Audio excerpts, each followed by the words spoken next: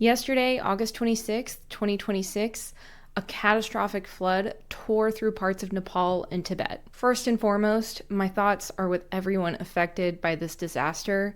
I recently went to visit Nepal this May, and it was on a GSA Penrose conference where many of the topics and the researchers presenting were talking about events just like this.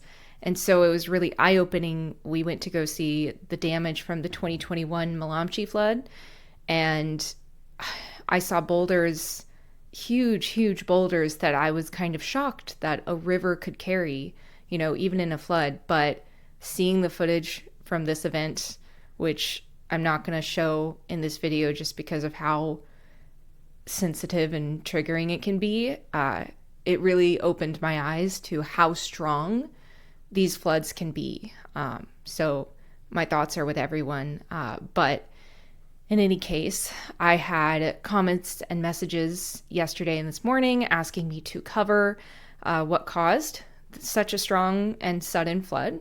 And so today I'm just going to make a short video talking about what caused this, or what we think so far. First, I want to note that scientists are still reconstructing exactly what happened, so a lot of this is preliminary, but the leading explanation right now is that there was a massive collapse of glacial ice and rock high in the Himalayas. Near Longtong Lirung, a huge mass of ice, snow, and rock appears to have broken away from the mountainside and plunged nearly 1,200 meters or 4,000 feet to the valley below. As the material accelerated downward, it fragmented and entrained additional sediment and rock and mixed with water and ice to ultimately kind of form this rapidly moving slurry of water, mud, ice, rock, and it was essentially a huge debris flow. But I talked in my last video when I was in the Himalayas at that conference about how this kind of combination can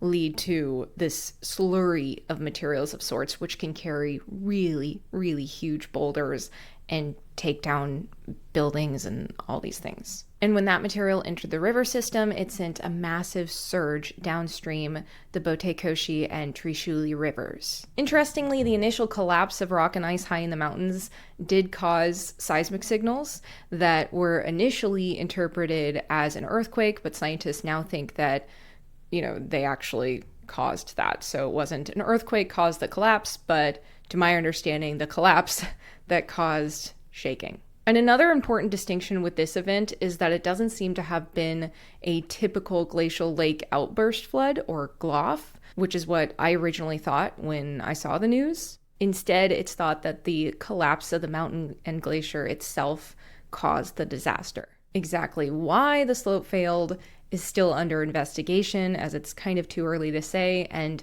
while the scientists have cautioned that it is still too early to say exactly the role that global climate change played in this particular event, it is important that we note that global climate change is having local effects, and many of which are concentrated in the Himalayan region, as I talked about in that previous video.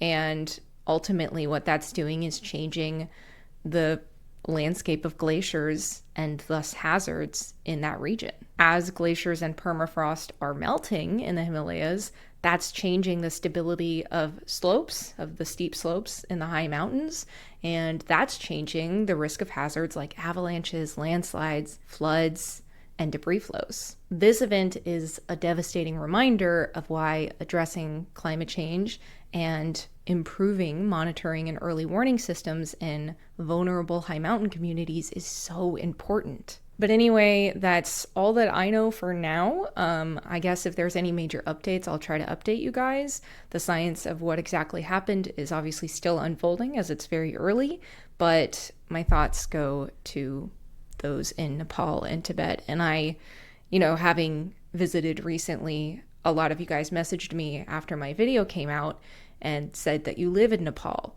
And I know a lot of you guys are out there. I have a global audience, and just know my thoughts are with you. I hope you and your families are okay.